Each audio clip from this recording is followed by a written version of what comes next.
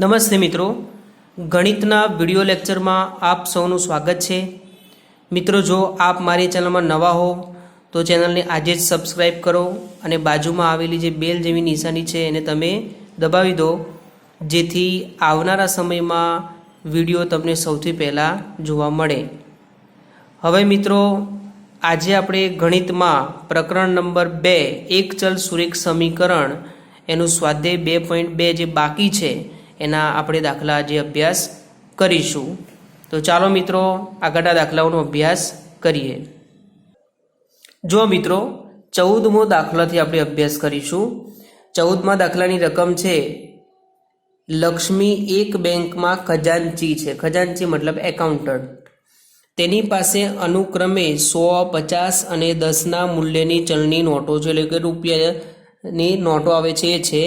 આ નોટોની સંખ્યાનો ગુણોત્તર અનુક્રમે 2:3:5 છે, એટલે કે 100ની નોટની સંખ્યા 2 છે, 50ની નોટોની સંખ્યાનો ગુણોત્તર 3 છે અને 10ની સંખ્યાનો ગુણોત્તર છે 5 છે।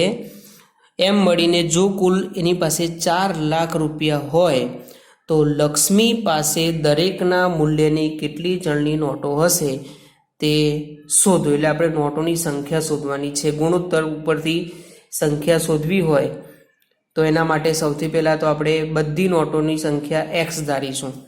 તો એ લખી દઈએ કે ધારો કે ચલણી નોટોની સંખ્યા એક્સ છે। આપણે ધારો કે આપણી પાસે નોટોની સંખ્યા એક્સ છે, બરાબર।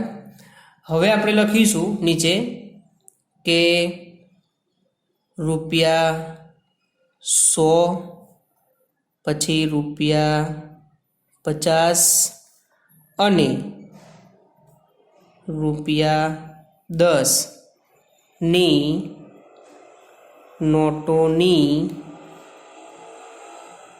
સંખ્યાનો ગુણોત્તર શું છે? આપણે પહેલાં ગુણોત્તર લખી દેવો પડે ને, એટલે કે 2:3:5 છે। તો મિત્રો, પહેલાં આપણે આટલું લખી દઈએ। મેં અહીંયા ધાર્યું કે નોટોની સંખ્યા એક્સ છે અને રૂપિયા 100ની, 50ની અને 10ની। તો જુઓ, 100ની નોટનો ગુણોત્તર 2 છે, 50ની નોટનો ગુણોત્તર 3 છે અને 10ની નોટનો ગુણોત્તર છે 5। તો હવે આપણે શું કરીશું? તો આ જે ગુણોત્તર છે એની બાજુમાં આપણે એક્સ જોડ દઈશું, એટલે કે નોટોની સંખ્યા આપણે અહીંયા સૌથી પહેલાં લખીશું। તો એ લખી દઈએ કે રૂપિયા 100ની નોટોની સંખ્યા બરાબર, જો 100ની નોટોની સંખ્યા કેટલી છે તો એનો ગુણોત્તર 2 છે ને, એનો ગુણોત્તર 2 અને એની બાજુમાં એની સંખ્યા આપણે ધારી છે એક્સ, એ અહીંયા લખી દઈશું। એવી રીતે આપણે કોની લખીશું? તો 50ની લખીશું। તો 50ની નોટોની સંખ્યા, તેનો ગુણોત્તર છે 3, એટલે 3 લખી દઈશું અને એની સંખ્યા કેટલી છે તો આપણે એક્સ ધારી છે એ લખી દઈશું। અને ત્યાર પછી લખીશું આપણે કે 10ની નોટોની સંખ્યા બરાબર શું છે? એનો ગુણોત્તર 5 છે, એટલે 5 લખીશું અને એની બાજુમાં એની સંખ્યા। એટલે તમારે યાદ રાખવાનું, જો 100ની નોટોની સંખ્યા 2x, 50ની નોટોની સંખ્યા 3x અને 10ની નોટોની સંખ્યા 5x। હવે આપણે આગળ જોઈએ, સંખ્યા પછી આપણે એની કિંમતો શોધવી પડે। કિંમતો કઈ રીતે શોધાય? તો એ લખી દઈશું કે રૂપિયા 100ની કુલ નોટોની કિંમત। તો કિંમત શોધવી હોય તો આપણે જે રૂપિયા 100 છે એની સાથે જે એની સંખ્યા છે એનો ગુણાકાર કરીએ એટલે આપણને કિંમત મળી જાય। ધારો કે આપણી પાસે 100ની 100 નોટો હોય તો 100નો 100 સાથે ગુણાકાર કરો તો શું જવાબ આવે? 1 લાખ આવે ને। તો 100ની 100 નોટો હોય તો આપણે 1 લાખ નહીં પણ 10,000 આવે, બરાબર। તો હવે આપણે અહીંયા શું કરીશું કે ₹100ની નોટો અને એની સંખ્યા આ બંનેનો ગુણાકાર કરીએ તો અહીંયા તમે જોશો કે 100 દુ કેટલા થાય તો 200 અને x એટલે આપણે યાદ રાખવાનું કે ₹100ની કુલ નોટોની કિંમત શું છે અહીંયા 200x તો એવી રીતે આપણે આની પણ લખી દઈએ તો એ લખી દઈશું આપણે કે ₹50ની કુલ જો 50ની કુલ નોટોની કિંમત બરાબર 50 અને એની કિંમત આપણે શું ધારી છે નોટોની સંખ્યા શું ધારી છે 3x હવે આપણે ગુણાકાર કરીશું 5 તરી 15 એટલે 150 અને બાજુમાં x લખી દઈશું અને ત્યાર પછી આપણે આગળ જોઈએ કે ₹100ની કુલ નોટોની કિંમત બરાબર ₹10ની કુલ નોટોની કિંમત બરાબર 10 અને એની જે સંખ્યા કેટલી છે 5x તો અહીંયા 5x સાથે ગુણાકાર કરીશું એટલે 10 ગુણ્યા 5 એટલે 10 પંચા કેટલા થાય તો 50x થશે હવે મિત્રો આપણે શું કર્યું એની કિંમતો મળી ગઈ આપણને 100ની કુલ નોટોની કિંમત છે 200x 50ની કુલ નોટોની કિંમત છે 150x અને 10ની કુલ નોટોની કિંમત છે 50x તો આ બધી નોટોની કિંમતનો સરવાળો કરીશું અને એની સામે આપણે 4 લાખ રૂપિયા લખીશું જો મિત્રો આવી રીતે સમજાઈ ગયું આ 100ની નોટો આ 50ની આ 10ની અને બધાનો ટોટલી કિંમતો આટલી છે 4 લાખ રૂપિયા હવે મિત્રો આપણે સમીકરણ અહીંયા બની ગયું છે હવે સમીકરણનો આપણે શું કરીશું ઉકેલ શોધીશું તો એ લખી દઈએ કે જો 200માં 150 ઉમેરશો તો 350 ને 350માં બીજા 50 ઉમેરો એટલે કેટલા થાય 400x થયા ને હવે સામે લખી દઈશું આપણે 4 લાખ માટે x બરાબર 4 લાખ અને ભાગ્યા શું લખીશું આપણે 400 લખીશું તો 0 બે ઉડી ગયા 4 એકા 4 અને 1 2 3 નો આપણે મીંડા લગાવી દઈશું તો અહીંયા લખી દઈશું કે x બરાબર 1000 x બરાબર શું આવશે 1000 હવે આપણે x ની કિંમત મળી ગઈ તો 100ની નોટોની કિંમત શોધવી હોય કે 50ની શોધવી હોય તો આપણને સરળતાથી મળી રહે જો મિત્રો x ની કિંમત આપણને મળી ગઈ ને કેટલી મળી x ની કિંમત આપણને 1000 મળી ને તો હવે એના ઉપરથી આપણે આ બધી નોટોની સંખ્યાઓ એટલે કે નોટોની સંખ્યા આપણે શોધી દઈશું તો જો 100ની નોટોની સંખ્યા આપણે શું ધારી હતી તો 2x ધારી હતી તો હવે લખીશું 2 ના 2 અને x ની જગ્યાએ 1000 લખવાના તો અહીંયા લખીશું 2 ગુણ્યા 1000 એટલે કેટલા થાય 2000 થાય ને તો જુઓ મિત્રો 100ની નોટો કેટલી છે 2000 છે ત્યાર પછી આપણે જોઈશું 50ની નોટોની સંખ્યા શું ધારી હતી આપણે 3x ધારી હતી ને તો 3x ના 3x પછી આપણે શું લખીશું 3 ના 3 અને x ની જગ્યાએ 1000 લખવાના એટલે 1000 ગુણ્યા 3 કરશો એટલે કેટલા આવશે 3000 આવશે એટલે 50ની નોટો કેટલી છે 3000 છે અને જુઓ છેલ્લે આપણે 10ની નોટો કેટલી ધારી હતી તો 5x ધારી હતી તો જુઓ 5 ના 5 અને x ની જગ્યાએ આપણે 1000 લખી દઈશું તો 1000 ગુણ્યા 5 એટલે કેટલા થાય 5000 થાય કે ના થાય તો આવી રીતે આપણને નોટોની કુલ સંખ્યા માગી છે તો આપણે નોટોની સંખ્યા શોધી દીધી તો જુઓ લક્ષ્મી પાસે 100ની નોટો કેટલી હશે 2000 હશે 50ની નોટો કેટલી હશે તો 3000 હશે અને 10ની નોટો કેટલી હશે 5000 હશે બરાબર તો આવી રીતે આપણે નોટોની સંખ્યા શોધી અને એનું મૂલ્ય જો તમારે તાળો મેળવવો હોય તો તમારે મેળવી શકો છો બરાબર ઉદાહરણ તરીકે જુઓ આ 2000ની નોટો છે તો 100ની નોટો 2000 છે તો 2 લાખ રૂપિયા થયા ત્યાર પછી આગળ જોઈએ આપણે તો જુઓ 100ની નોટો કેટલી છે તો 2 લાખ રૂપિયા ત્યાર પછી 50ની નોટોની વેલ્યુ ગણશો તો 1,50,000 થશે અને જે 10ની નોટોની વેલ્યુ તમે ગણશો તો 50,000 આવશે તો આ રીતે તમે ટોટલી સરવાળો કરશો તો તમને 4 લાખ રૂપિયા જવાબ મળી જશે તો આવી રીતે એનો તાળો મેળવી શકાય હવે મિત્રો આપણે આગળનો દાખલો જોઈએ જો મિત્રો 15મો દાખલો મારી પાસે 1 રૂપિયો 2 રૂપિયા અને 5 રૂપિયાના મૂલ્યના કુલ 300 રૂપિયાના સિક્કા છે એમાં કન્ડિશન આપેલી છે કે 2ના જે સિક્કા છે એની સંખ્યા 5ના સિક્કાના કરતાં 3 ગણી છે.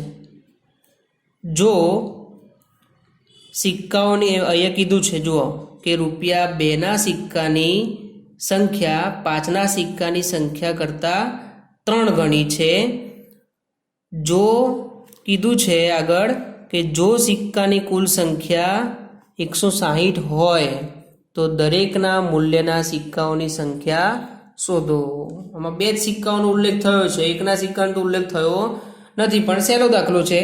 તો સૌથી પહેલાં આપણે લખી દઈશું આગળના દાખલાઓની જેમ જ કે ધારો કે સિક્કાની સંખ્યા x છે. તો આપણે પહેલાં સિક્કાની સંખ્યા ધારી દીધી. હવે જો આગળ શું લખ્યું છે કે 5ના મૂલ્યના 2ના સિક્કાની સંખ્યા 5ના સિક્કાના સંખ્યા કરતાં, એટલે 5ના સિક્કા કરતાં 2ના સિક્કાની સંખ્યા કેટલી છે? 3 ગણી છે. એટલે આપણે કોના સિક્કા ધારવા પડશે? સૌથી પહેલાં તો 5ના સિક્કાની સંખ્યા x ધારવી પડશે ને. તો એ લખી દઈશું. જો અહીંયા આપણે લખ્યું છે એમાં જ આપણે એડ કરી દઈએ. ધારો કે 5ના નીચે જ લખી દઉં છું. જુઓ ધારો કે 5ના સિક્કાની સંખ્યા x છે. હવે 2ના સિક્કાની સંખ્યા 5ના સિક્કાના સંખ્યા કરતાં કેટલા છે? 3 ગણા છે. હવે નીચે લખી દઈશું આપણે કે 2ના સિક્કાની સંખ્યા કેટલી છે? 3x છે. શું છે? 3x છે. બરાબર. હવે એકના સિક્કાની સંખ્યા આપેલી નથી, તેના માટે પહેલાં કંઈક કરવું પડશે ને આપણે. જો મિત્રો એકના સિક્કાઓની સંખ્યા શોધવા માટે સૌથી પહેલાં તો આપણે શું કરીશું? આ બંને સિક્કાઓ છે એનો સરવાળો કરવો પડશે. એટલે કે એ લખી દઈશું આપણે કે 5 અને 2ના સિક્કાનો સરવાળો. એટલે આપણે બંનેનો શું કરી દઈશું? એ સરવાળો કરીશું. એટલે x + 3x આટલું આપણે યાદ રાખવાનું. હવે જો મિત્રો સિક્કાઓની કુલ સંખ્યા કેટલી આપેલી છે? 160 છે ને. તો એમાંથી આપણે આ બંનેનો જે સરવાળો માઇનસ કરશું એટલે આપણને એકના સિક્કાની સંખ્યા મળી જશે. તો એ લખી દઈએ છે કે માટે એકના સિક્કાની સંખ્યા બરાબર કુલ સંખ્યા 160 છે સિક્કાઓ. એમાંથી તમે 2ના સિક્કા પહેલાં બહાર કાઢી દો અને પછી કોના? તો 5ના સિક્કા બહાર કાઢી દો. તો પછી જે બાકી રહે એ શું હશે? એકના સિક્કા હશે. એટલે આપણે જો 160માંથી 2 અને 5ના સિક્કાઓ માઇનસ કરી દઈએ. એટલે કે x + 3x આ બંને બાદ કર્યા. એટલે હવે આપણે એકના સિક્કાનું પૂછાય ત્યારે આપણે આટલું લખવાનું. 160માંથી આ બંને સિક્કાઓ બાદ કર્યા એ આપણે સમીકરણ એનું લખવાનું. હવે મિત્રો આપણે આગળ જોઈએ મૂલ્ય શોધીશું. આપણે આ શું કર્યું? એનો સંખ્યા લખી. એટલે એ લખીશું આપણે કે જુઓ 5ના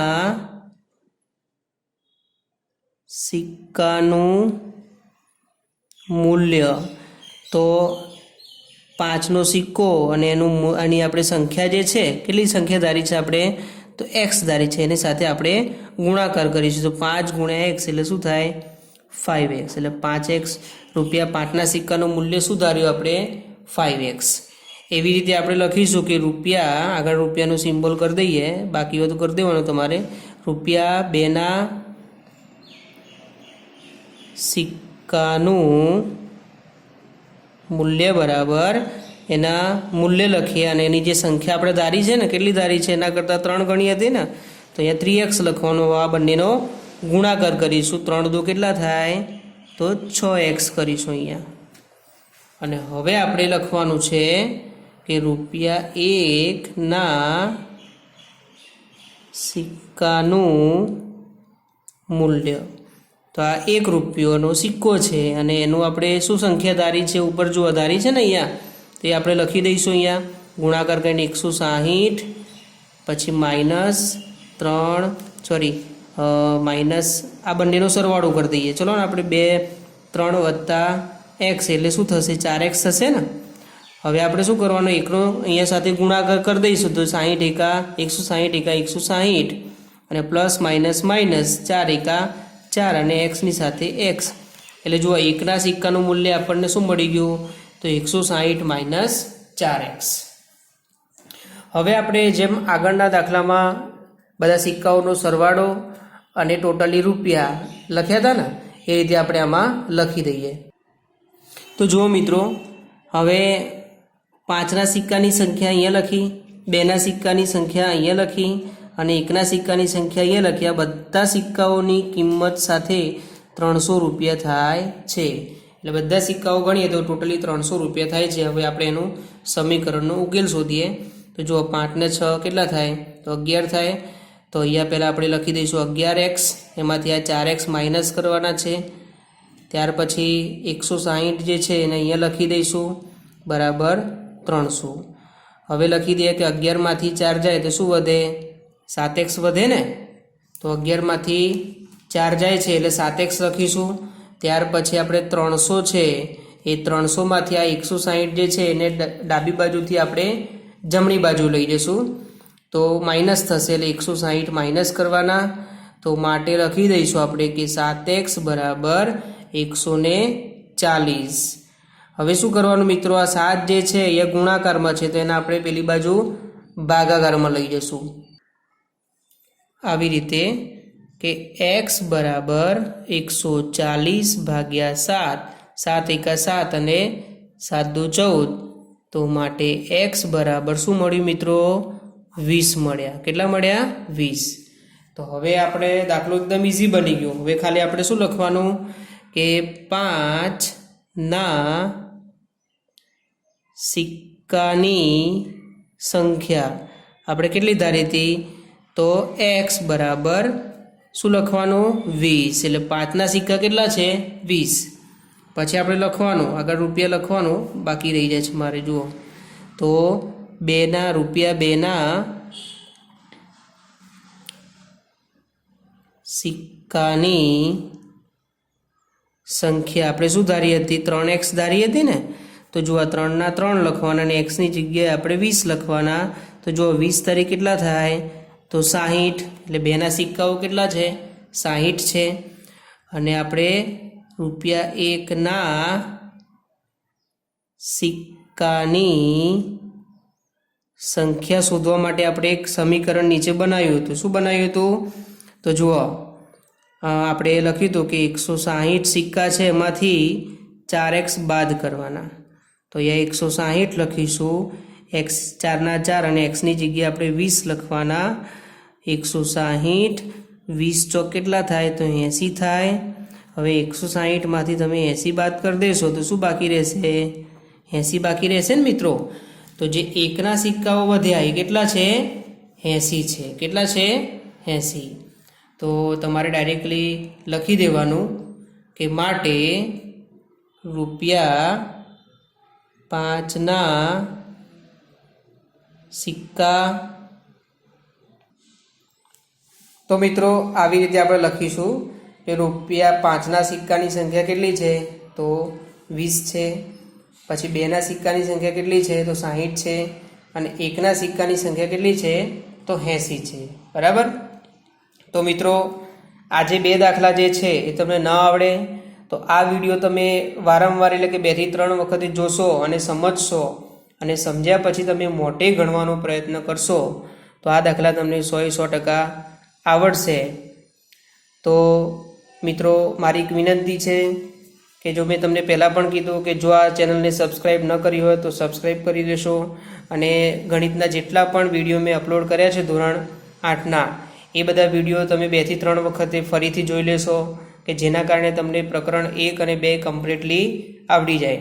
અને આવનારા સમયમાં હું બધા વિડીયો મૂકવાનો છું તો એ તમે નિયમિત જુઓ તેવી હું આશા રાખીશ. હવે જે આપણે જે છેલ્લો 16મો દાખલો છે એ આપણે આવનારા લેક્ચર્સમાં ભણી